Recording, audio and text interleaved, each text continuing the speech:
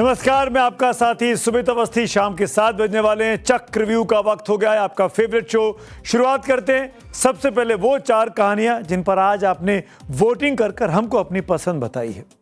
पहली कहानी, भरत तिवारी की 13वीं पर क्या है 1400 करोड़ का सवाल। इस खबर को 17% लोग देखना चाहते हैं। आज 13वीं हुई है बिहार में।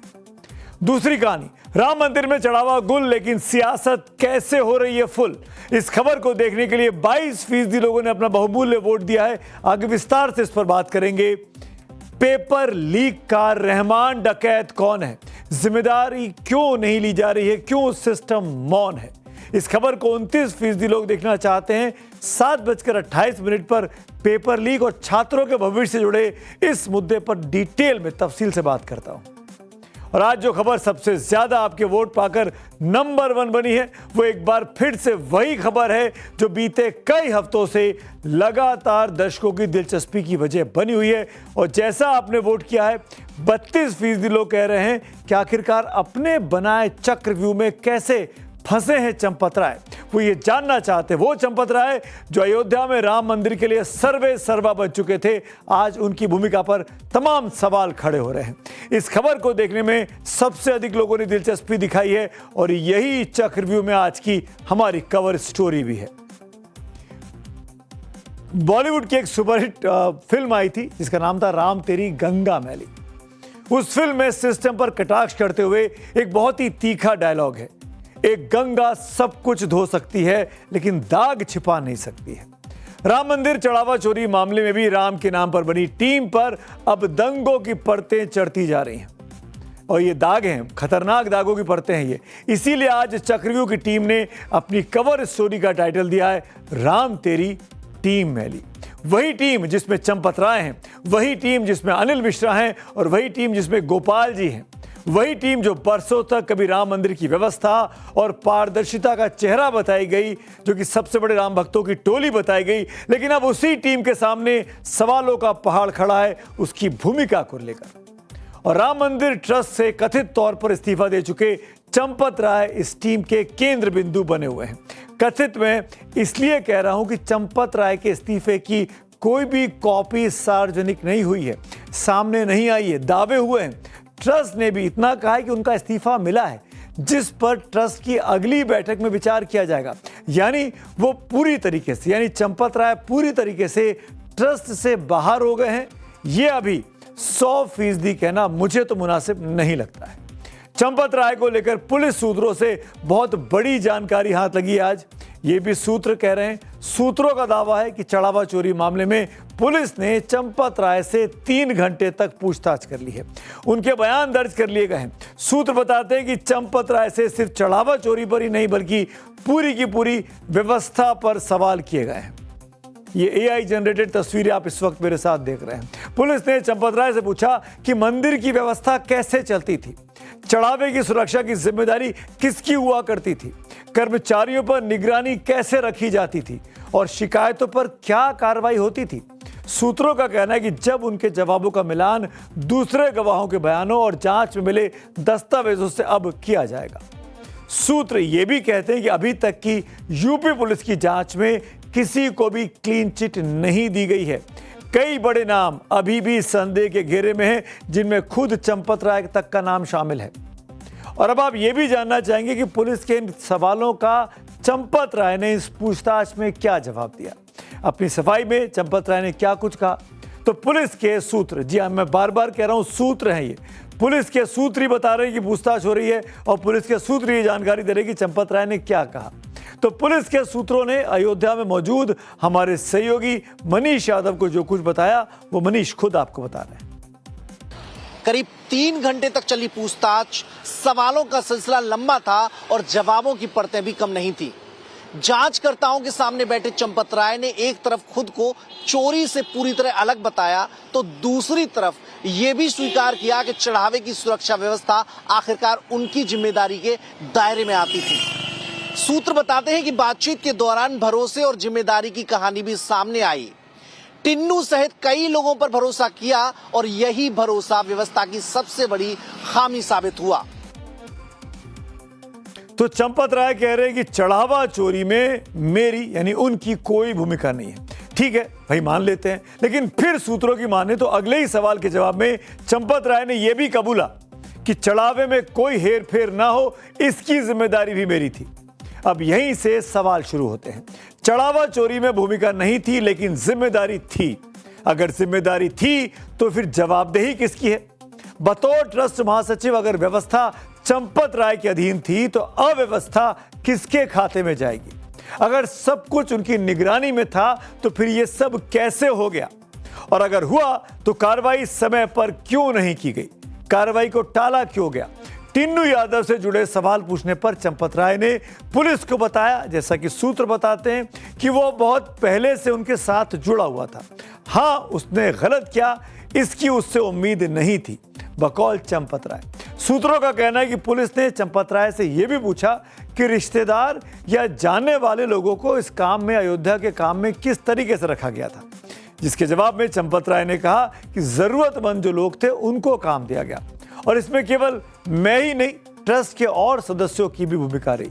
यूपी पुलिस के सूत्र बताते कि चंपत राय ने अपनी पूछताछ में इस काम में अनिल मिश्रा का नाम लिया, गोपाल जी का नाम लिया, यानी जिन 8 आरोपियों को गिरफ्तार किया गया है उनकी तैनाती को लेकर चंपत राय ने अनिल मिश्रा और गोपाल जी की सिफारिश को भी हाईलाइट कर दिया। इसीलिए मैं कह रहा हूं कि जांच के दायरे में सभी हैं। सूत्रों के मुताबिक 4 जून को सीसीटीवी फुटेज में चढ़ावा चोरी की संदिग्ध गतिविधियां दिखाई दी थी। अगर ऐसा था तो उसी दिन एफआईआर चंपत राय ने दर्ज क्यों नहीं करा दी? क्यों इंतजार किया गया? किस बात का इंतजार किया गया? क्या रामलला के चढ़ावे की चोरी की शिकायत दर्ज कराने में भी वो किसी शुभ मुहूर्त का इंतजार कर रहे थे? फिर 6 जून को जो हुआ, सूत्र बताते हैं कि उसको भी पूरी अयोध्या में आज चर्चा है। सूत्रों का दावा है कि चंपत राय खुद पुलिस कर्मियों के साथ चढ़ावे में सेंधमारी करने वाले अविनाश शुक्ला के घर तक पहुंचे थे। कथित तौर पर आरोपियों से जो अविनाश शुक्ला के घर पर छापेमारी हुई, 80 लाख रुपए की रिकवरी भी की गई। सूत्रों का दावा है कि आरोपियों ने चोरी की बात को कबूल भी लिया। अगर सच में ये सब कुछ हुआ था तो फिर कानूनी कार्रवाई उसी दिन चंपत राय ने क्यों नहीं करवा दी, जो आज ये कह रहे हैं कि मैंने ही तो सबसे पहले शिकायत की, मैंने ही तो चोर को पकड़वाया। अगर पकड़वाया था तो उस दिन क्यों नहीं करवाया? 4 तारीख को जब मामला खुल गया तब वो इस बात का दावेदारी आज पूछताछ में क्यों बता रहे हैं? अगर 4 जून को ही चोरी पकड़ ली गई थी तो मामला दबाने की क्या कोशिश नहीं की गई? अगर सब कुछ साफ था तो एफआईआर दर्ज कराने में हिचकिचाहट क्यों दिखाई गई? इस कहानी में सबसे बड़ा टर्निंग पॉइंट तो 8 जून को सामने आया। यह किस्सा जरूर ध्यान सुनिएगा। 8 जून को क्या हुआ? जब तमाम आरोपों के बीच चंपत राय पहली बार सार्वजनिक रूप से बयान देने सामने आए। अभी तक एकमात्र बयान उनका सामने आया इस चोरी के मामले पे। क्या कहा उन्होंने? करोड़ों राम भक्तों से उनको जब सुना, जब उन्होंने कैमरे के सामने आकर तमाम टीवी चैनल्स पर यह कहा, बहुत ध्यान से देखिएगा, कि कोई भी उल्लेखनीय बात ध्यान में नहीं आई है। चंपत राय को कोट्स में कह रहा हूं, कोट, कोई भी उल्लेखनीय बात ध्यान में नहीं आई है, अनकोट। जबकि चंपत राय, मैं बहुत जिम्मेदारी से बोल रहा हूं, चंपत राय बीते 4 दिनों से इस बात को जानते थे कि चढ़ावे की चोरी हुई है, एक चोर पकड़ा गया है जिसका नाम अविनाश शुक्ला है और पुलिस की वो हिरासत में भी है। श्री राम जन्मभूमि तीर्थ क्षेत्र अपने भिन्न भिन्न कार्यों का ऑडिट समय समय पर करता रहता है। हुंडी काउंटिंग कमरे का ऑडिट भी होता है। हुंडी काउंटिंग कमरे का ऑडिट राम जन्मभूमि तीर्थ क्षेत्र के न्यासीगण, कार्यकर्ता और स्टेट बैंक के कर्मचारी मिलकर करते हैं। ये कार्य कई दिनों तक चलता है। यही कार्य आजकल हो रहा है। कोई भी उल्लेखनीय बात किसी के भी ध्यान में अभी तक नहीं आई है। कोई भी उल्लेखनीय बात किसी के भी ध्यान में अभी तक नहीं आई। चंपत राय के ये शब्द आज भी उनका पीछा नहीं छोड़ पा रहे, क्योंकि 4 जून की तस्वीरें सीसीटीवी में कैद हो चुकी थी। संदेह भी हो गया था, पूछताछ भी हो गई थी, मोटी रकम की रिकवरी भी कर ली गई थी, लेकिन चंपत राय ने तब भी यह कहा कि कुछ भी उल्लेखनीय नहीं हुआ है, यानी कुछ वो छुपा रहे थे।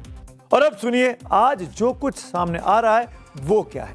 क्या उस दिन सरेआम झूठ बोला गया था या आज पूरा सच नहीं बताया जा रहा है? 8 जून को चंपत राय ने जिसे उल्लेखनीय नहीं माना, उसी मामले में एफआईआर दर्ज हुई है। गिरफ्तारियां हो चुकी हैं। आगे की जांच के लिए पुलिस पूछताछ कर रही है। एसआईटी और डिटेल में जांच करने में लगी हुई है। और तो और खुद चंपत राय को घंटों पुलिस के सवालों का कथित तौर पर सूत्रों के मुताबिक सामना भी करना पड़ गया है। ऐसे में सवाल तो बनता है, आखिर चंपत राय उल्लेखनीय शब्द की परिभाषा क्या देना चाहेंगे? क्या सीसीटीवी में चढ़ावा चोर का दिख जाना उल्लेखनीय नहीं था? क्या लाखों रुपए की रिकवरी उल्लेखनीय नहीं थी? क्या आरोपियों से पूछताछ उल्लेखनीय नहीं थी? क्या राम मंदिर के चढ़ावे में हेराफेरी के आरोप उल्लेखनीय नहीं थे? ये सवाल इसलिए भी बड़े बनते जा रहे हैं क्योंकि चढ़ावा चोरी किसी साधारण मंदिर में नहीं हुई है। ये राम मंदिर है, जिस राम मंदिर के निर्माण का इंतजार 500 साल से देश के तमाम हिंदू कर रहे थे। और चोरी के आरोप उन लोगों पर लगे हैं, चोरी के आरोप चंपत राय जैसे उन लोगों पर लग रहे हैं जो ये दावा करते रहे कि उन्होंने राम मंदिर के लिए त्याग और आंदोलन किया था। बाबा बागेश्वर भी तो अब यही कह रहे हैं, सुनिए जरा। इस घटना से सनातन की ही क्षति हुई है। यह कुकृत्य जिन्होंने किया, हमने पूर्ववत कहा कि भगवान राम जी के यहाँ पर रहकर इस प्रकार का कृत्य करने वाले व्यक्ति महादंड पाएंगे। राम मंदिर करोड़ों लोगों की आस्था का केंद्र है। यहाँ 1 रुपए का हिसाब भी श्रद्धा से सीधे तौर पर जुड़ता है। और इसीलिए जब ट्रस्ट के महासचिव जैसे सबसे जिम्मेदार पदाधिकारी, सबसे सशक्त पदाधिकारी उन पर कुछ लगे और वो ये कहें कि कुछ भी उल्लेखनीय नहीं है, तो बाद में पूरी व्यवस्था की जिम्मेदारी मेरी है, तो सवाल तो उठेंगे। यानी अपनी बात को कॉन्ट्राडिक्ट कर रहे हैं चंपत राय। बार बार पूछा जाएगा, फिर चंपत राय से यह भी पूछा जाना चाहिए कि अगर मामला इतना मामूली था तो इस्तीफा क्यों देना पड़ा? अगर कोई चूक नहीं हुई थी तो इतनी बड़ी जांच क्यों बैठी? और सबसे बड़ी बात तो ये कि अगर चंपत राय को लगा कि इस पूरे मामले में उनसे कहीं चूक हो गई थी, जवाबदेही उनकी थी, तो पहले दिन 6-7 जून को उन्होंने इस्तीफा क्यों नहीं दे दिया? क्यों इस्तीफे के लिए एसआईटी बनी और एसआईटी की रिपोर्ट के बाद उनके इस्तीफे की बात सामने आई? अगर वो दूध के धुले हैं तो लाल कृष्ण आडवाणी और लाल बहादुर शास्त्री की तरह एग्जाम्पल सेट कर देते। सबसे पहले दिन ही इल्जाम लगते ही इस्तीफा दे देते कि भाई जांच में साफ कर लीजिए। पर अभी भी इस्तीफा हुआ नहीं है। मैं फिर कह दूं, इस्तीफे की पेशकश हुई है, इस्तीफे पर विचार ट्रस्ट की अगली बैठक में होगा। स्वीकारेंगे नहीं स्वीकारेंगे मुझे नहीं पता। अगर सब कुछ नियमों के अनुसार हुआ तो दर्जन नहीं सैकड़ों लोगों से पूछताछ की तैयारी क्यों की जा रही है? और सबसे बड़ा सवाल, चंपत राय आखिर बचाना क्या चाहते थे? राम मंदिर की प्रतिष्ठा या उन लोगों को जिन पर उंगलियां उठ रही थी? क्योंकि प्रतिष्ठा सच छिपाने से नहीं बचती, प्रतिष्ठा पारदर्शिता से बचती है। राम भक्तों को सच्चाई चाहिए, इसीलिए आज का सवाल चोरी से बड़ा है। सवाल चंपत राय की विश्वसनीयता का है, क्योंकि जिस दिन उन्होंने कहा कि कोई भी उल्लेखनीय बात ध्यान में नहीं आई, शायद उसी दिन सबसे उल्लेखनीय सवाल पैदा हो गया था।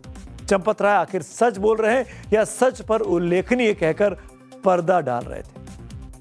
ऐसे दावे इसलिए भी किए जा रहे हैं कि क्योंकि राम मंदिर चढ़ावा चोरी मामले में अब सवाल सिर्फ चोरी तक सीमित नहीं रह गए।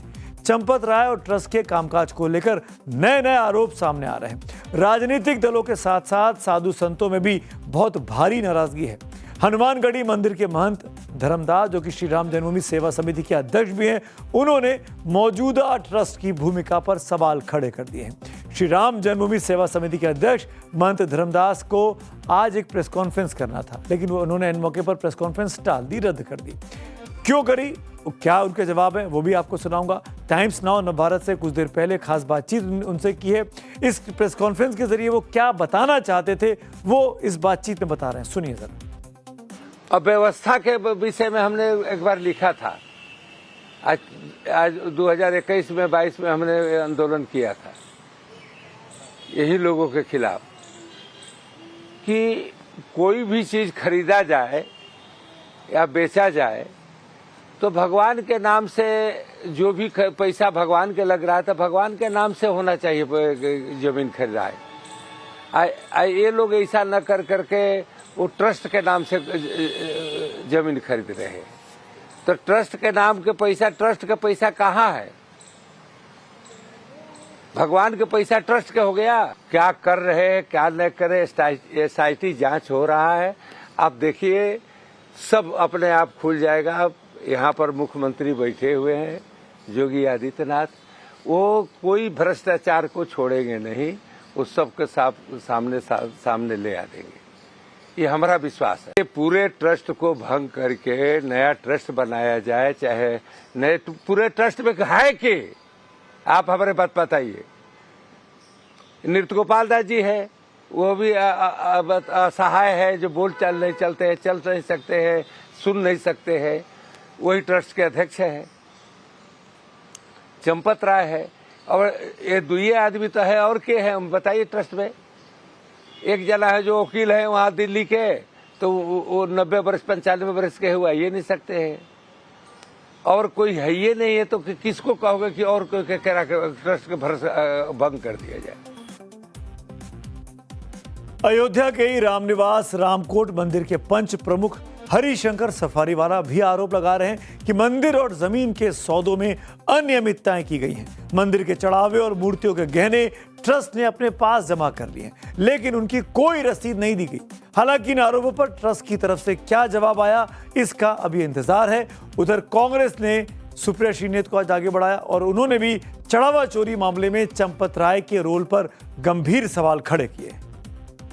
चंपत राय बंसल कोई महासचिव नहीं थे, वो तो पूरे राजा आदमी थे भैया। एक एजेंसी, सिक्योरिटी एजेंसी उनकी थी, 400 लोग उसमें कार्यरत थे। महीने का 1 करोड़ मतलब साल का 12 करोड़ रुपए उस सिक्योरिटी एजेंसी को दिया जाता था। वो सिक्योरिटी एजेंसी बीजेपी के एक्स एमपी बिहार के कोई है, उनकी सिक्योरिटी एजेंसी है। 400 निजी कर्मी, सुरक्षा कर्मी उस मंदिर में चंपत राय की सुरक्षा करते थे, और वो उस रूट पर भी तैनात रहते थे जहां पर गिनती होती थी, जहां से पैसा बैंक जाता था। तो कुल मिलाकर चढ़ावा चोरी की जांच के बीच अब सवालों का दायरा लगातार बढ़ रहा है। आरोप नए हैं, दावे बढ़े हैं, लेकिन सबसे बड़ा सवाल वही है, आखिर राम मंदिर के नाम पर उठ रहे इन सवालों का जवाब कौन देगा। चंपत राय की चुप्पी ने पूरे विपक्ष को राजनीति का भरपूर मौका दिया है। कांग्रेस हो, समाजवादी पार्टी हो, हर कोई चंपत राय और चंपत राय के बहाने संघ परिवार की चुप्पी पर एक तरीके से निशाना साध रहा है, और इनको विपक्ष को एक मौका दे दिया है अपने राजनीति को चमकाने का। अब यह मौका विपक्ष के लिए कितना फलदायी होगा, यूपी की सियासत में इसका कितना लाभ विपक्ष को मिलेगा, ये तो राम जाने। भविष्य की आशंकाओं पर हमारे यहाँ ये शब्द राम जाने बहुत ज्यादा प्रचलित है। इसी बात को लेकर रामचरितमानस में तुलसीदास जी ने बहुत अच्छी चौपाई लिखी है, जो हम और आप अक्सर अपनी बातचीत में इस्तेमाल करते हैं। मैं दोहरा देता हूं ये सोई जो राम रचि राखा, यानी होगा तो वही जो प्रभु श्री राम की मर्जी होगी, जो प्रभु श्री राम ने तय कर लिया है। आज की तारीख में राम जाने एक शब्द नहीं बल्कि यूपी की सियासत का सबसे बड़ा सवाल बन गया है। राम मंदिर में चढ़ावा चोरी के मामले के बाद यूपी में सियासी लड़ाई एक अलग लेवल पर पहुंच गई है। विपक्ष इस मुद्दे को लेकर सरकार पर सियासी हमले लगातार तेज कर रहा है, तो वहीं यूपी सरकार इस मुद्दे को लेकर अब विपक्ष की भूमिका पर गंभीर सवाल उठा रही है। आप देखिए कि जिस यूपी में 2017 से पहले जातीय समीकरण के बिना चुनाव जीतना असंभव था, उस समीकरण को बीजेपी ने राम के नाम से ध्वस्त कर दिया था। शुरू से ही राम मंदिर का मुद्दा बीजेपी के लिए सियासत का बूस्टर डोज साबित हुआ, लेकिन पिछले दिनों अयोध्या में राम मंदिर के मामले में जो कुछ चढ़ावा चोरी के मामले में सामने आया, उससे बीजेपी की सियासी परीक्षा आने वाले वक्त में थोड़ी कठिन जरूर दिखाई देती है। यह आने वाला समय बताएगा, लेकिन बहुत से राजनीतिक एक्सपर्ट मान रहे हैं कि 2027 के विधानसभा चुनावों में राम मंदिर चढ़ावा चोरी का मामला एक बड़ा सियासी मुद्दा बन सकता है। जहां समाजवादी पार्टी इसे आपदा में अवसर के तौर पर इस्तेमाल कर रही है, तो वहीं कांग्रेस में अचानक से इस मुद्दे के नाम पर आज एनर्जी आ गई है। कांग्रेस के प्रदेश अध्यक्ष अजय राय अपनी टीम को लेकर राम मंदिर के दर्शन करने अयोध्या पहुंचे, लेकिन वहां पर पुलिस ने उन्हें हाउस अरेस्ट कर लिया। अब तक राहुल गांधी पर आरोप लगते हैं कि वो दर्शन करने नहीं आए अयोध्या, क्या वो भगवान श्री राम को नहीं मानते हैं। लेकिन आज उनकी टीम, उनके शागिर्द, उनकी टीम के लोग जब अयोध्या पहुंचे तो उनको रोक दिया गया।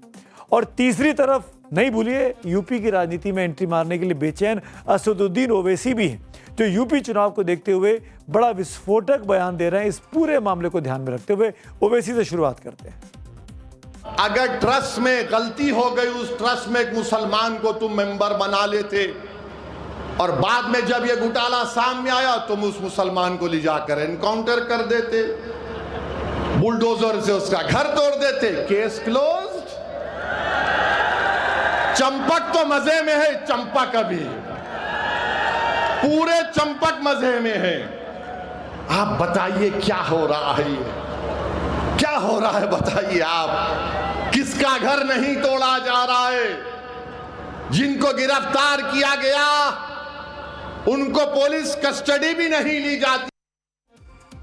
बहुत से लोगों को लग रहा है कि जो राम मंदिर बीजेपी के लिए गौरव और हिंदुत्व का प्रतीक है, जिसकी वजह से बीजेपी को सत्ता तक पहुंचने में बहुत मदद मिली है, यही वो मुद्दा है जिसके सामने विपक्ष की सारी चुनावी तैयारियां ढेर हो जाती थी। वो राम मंदिर का मुद्दा अब बीजेपी के लिए क्या एक राजनीतिक परीक्षा बन जाएगा? क्योंकि इस मुद्दे के सामने आने के बाद पूरी Samajwadi party extra active mode पर है। पिछले 23 दिनों से अखिलेश यादव किस तरीके से यूपी सरकार को घेरने की कोशिश में लगे हैं, वो भी देखिए जरा।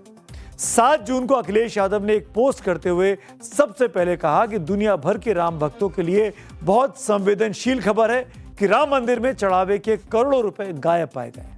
अगले दिन चंपत राय पर हमला करते हुए अखिलेश यादव ने पोस्ट किया कि चंपत राय सच छिपा रहे हैं। इसके बाद 13 जून को सीएम योगी ने चंदा चोरी मामले में एसआईटी का गठन किया और जनता को सही जांच का भरोसा दिया। लेकिन एसआईटी पर सवाल उठाते हुए अखिलेश यादव ने कहा कि सीसीटीवी की फुटेज सार्वजनिक क्यों नहीं की जा रही है जिसमें चोरी पकड़ी गई थी।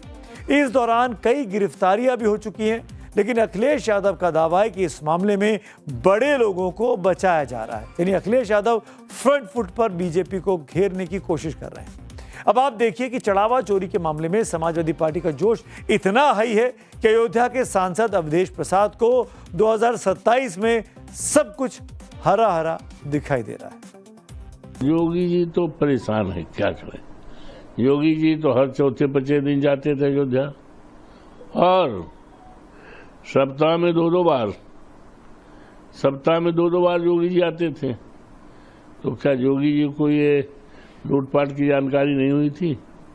और आने वाला 27 का चुनाव पूरी तरह से बीजेपी जो आज कटघरे में है, पूरी तरह से ये पराजित होगी और राम मंदिर से ही इनकी देश में सरकार बनी थी और राम मंदिर से ही इनकी सरकार जाएगी। पहले जाएगी उत्तर प्रदेश में। चंदा चोरी के मुद्दे पर समाजवादी पार्टी को देखते हुए अब कांग्रेस भी एक्टिव दिखाई दे रही है। आज कांग्रेस के प्रदेश अध्यक्ष, जैसा कि मैंने बताया, अजय राय रामलला के दर्शन करने के लिए जाने वाले थे, लेकिन इससे पहले ही उन्हें वहीं अयोध्या में हाउस अरेस्ट कर लिया गया। अजय राय के साथ कांग्रेस के कई सांसद, विधायक और नेताओं का एक पूरा का पूरा गुट था, समूह था, वो सब अयोध्या पहुंचे थे, लेकिन देर रात ही अयोध्या पुलिस ने उसे हाउस अरेस्ट कर लिया। सीएम योगी आदित्यनाथ अच्छी तरह जानते हैं कि 2027 की उनकी लड़ाई ओवैसी या कांग्रेस से नहीं होने वाली, बल्कि अखिलेश यादव से।